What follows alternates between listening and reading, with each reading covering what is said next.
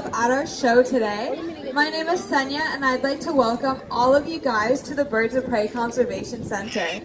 Today my team and I will be free flying some pretty awesome predatory birds for you guys, and we'll be giving you all a nice up close look at some of their unique features, and we'll also be demonstrating some of the different strategies that these guys use to hunt in the wild. Now we're starting the show off with a bang for you guys. The first bird that we're bringing out is actually the largest bird that we have here at the safari, and the type of bird with the second largest wingspan in the entire world. To your left, you'll see Albert, and Albert is a Marabou stork. That's huge. Now he's a pretty cool guy, so he's flying down. You may see that big wingspan of his. We'll see if he can make a nice catch for us today. Oh no, it's gonna catch the food. Oh, nice. A little bit of a miss, but that's okay. He'll try again. Now these guys are scavengers, so usually they eat already dead things, but they're also known to prey on actual live prey items like baby flamingos sometimes.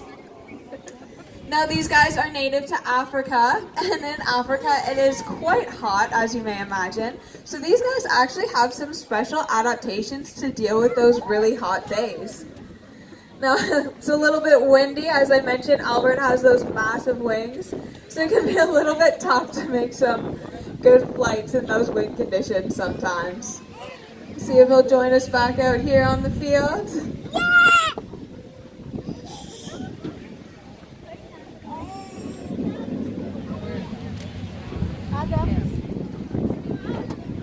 Okay, he's just walking and joining us. He's taking his time. Oh, there he goes. Alrighty. Now as Albert's flying around here, you guys may notice some of those more attractive features. You'll see that nice balding head of his, that long hanging double chin, and those skinny white legs. Now these features aren't just for attracting the ladies, but they're actually very useful for Albert.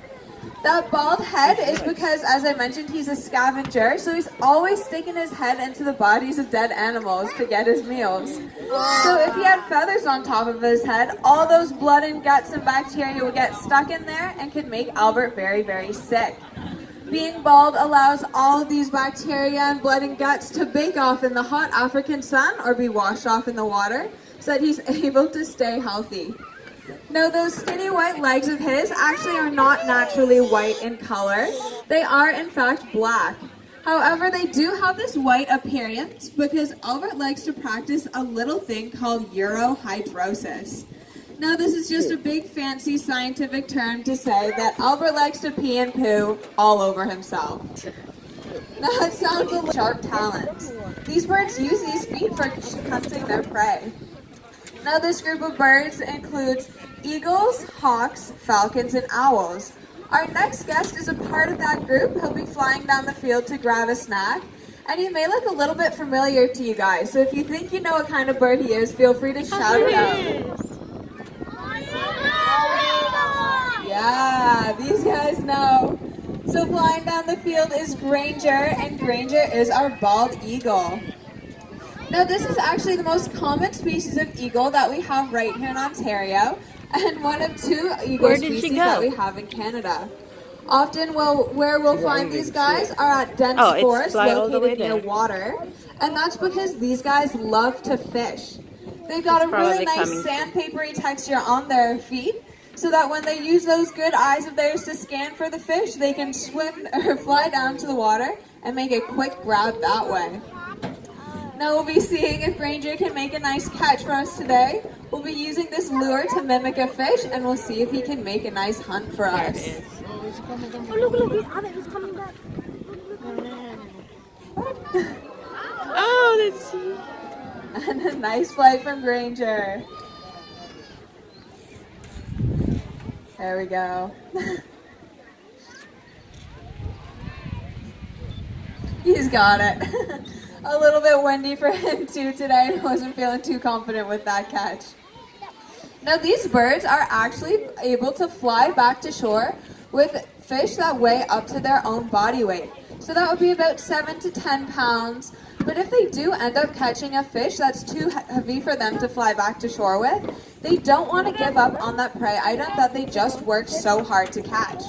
So in this case, what they'll do is they'll use those powerful feet to latch onto that fish, and they'll use those large wings of theirs like oars, and they'll actually paddle that fish all the way back to shore. Now, as you can imagine, that would be a pretty funny spectacle to see, but it's quite useful for these birds so that they're able to get their meal in for the day. Now, these guys don't always hunt. Sometimes they're a little bit more of opportunistic hunters. And they're actually known to steal prey items from other birds or predators like osprey. Now, these guys haven't always been doing the best. They were endangered for a period of time, and that's due to the spraying of a pesticide called DDT. Now, this pesticide didn't directly harm these birds, but it bioaccumulated in their system and caused an issue with their ability to uptake calcium.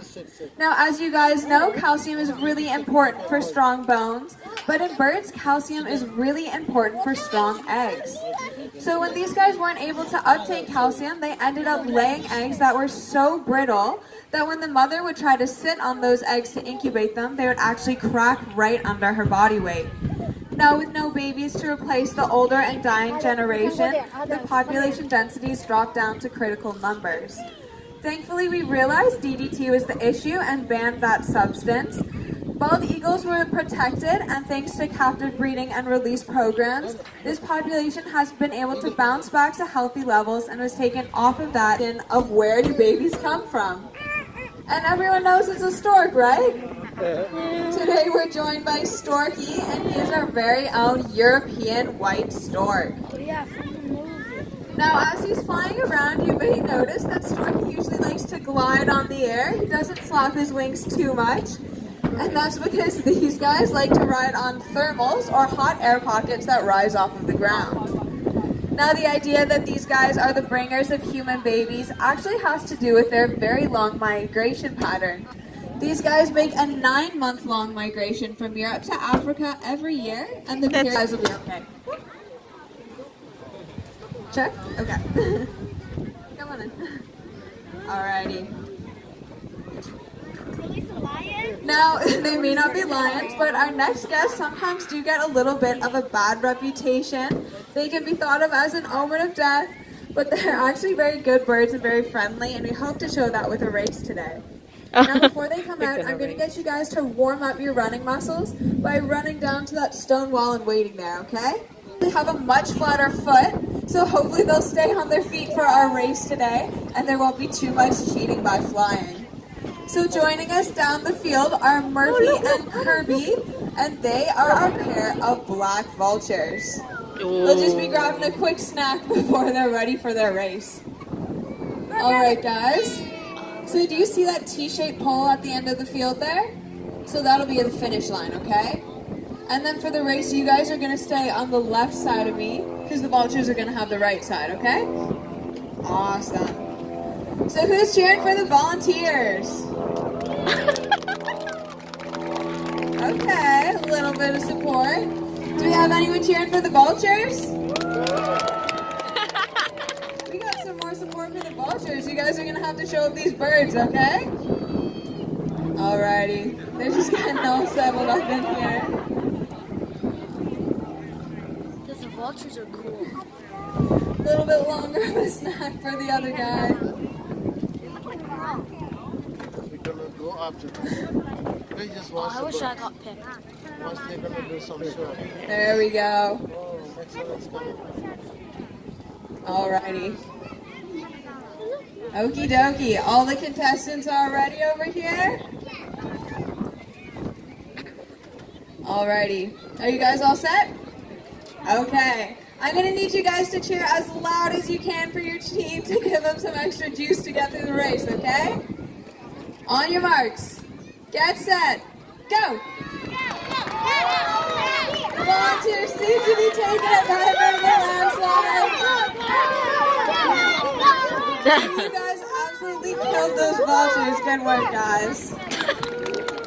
Thank you all for your bravery and joining me on the field today. You guys can now go home and officially say that you're faster than a black vulture. You guys. Maybe don't hype it up too much. Their feet are only 6 inches long. Their legs, sorry. Now, as I mentioned, sometimes we get a little bit of a bad reputation about these birds. Where we maybe give him a nice wide berth and say a little thank you for all the hard work he's doing, keeping all of us nice and healthy and safe. Now, we just saw some speedy volunteers and some speedy birds, but the next bird that we're going to fly for you guys today is even faster. Coming out from our left will be Lester, and Lester is a Saker Falcon. Now this guy hopefully will give us a nice flight today. He's one of my favorite falcons that we have here at the safari. This is actually the second largest type of falcon, and these guys hunt primarily aerial prey. So that would be like small and medium-sized birds. But before they go in for the attack, these guys engage in a period of the hunt called waiting on. Now, as Lester is showing for us right now, these guys will warm up those flight muscles, get some heat in there, and they're also scoping out the wind and air conditions. Now, these guys are also masters of confusion. During this time, they'll fly up, down, all around, confusing that prey item and not letting him know when they're going to be struck next, or even that he's going to strike at all. Smart. Yeah. Now we'll see if Lester can make a nice catch for us today.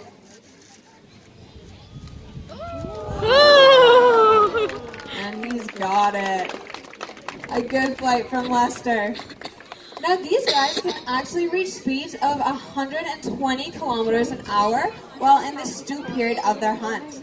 So although they can't grab their prey right out of the air, as Lester beautifully showed for us, sometimes they're just going way too fast.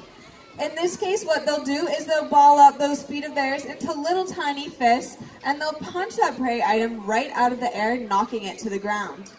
Now, usually this is forceful enough to kill them instantly, but if it's not quite effective enough, they have a specialized tooth called a toenail tooth on the side of their beak, which they'll use to crack the vertebrae of that prey item so that they can enjoy their nice and tasty meal that way.